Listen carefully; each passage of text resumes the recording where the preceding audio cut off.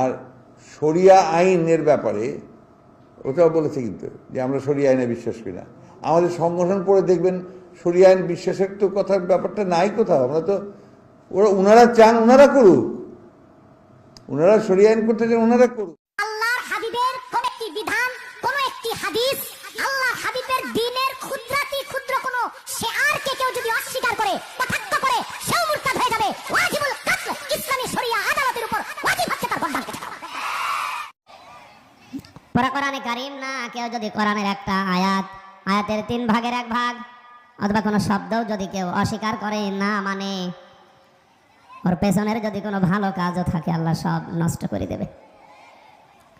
যালিকা বিআন্নাহুম কারিহু মা আনজালাল্লাহু ফাআহবাতা আ'মালাহুম। আল্লাহ পাক বলেন, হে নবী, কোরআনে কারীম পৃথিবীতে মানে না এমন না, আমার নাজিল করা এই কোরআন যদি কেউ শোনার পরে মন খারাপও করে, ফাআহবাতা আ'মালাহুম, ওর পেছনের যত ভালো ভালো কাজ ছিল সব ব্যর্থ হয়ে যাবে।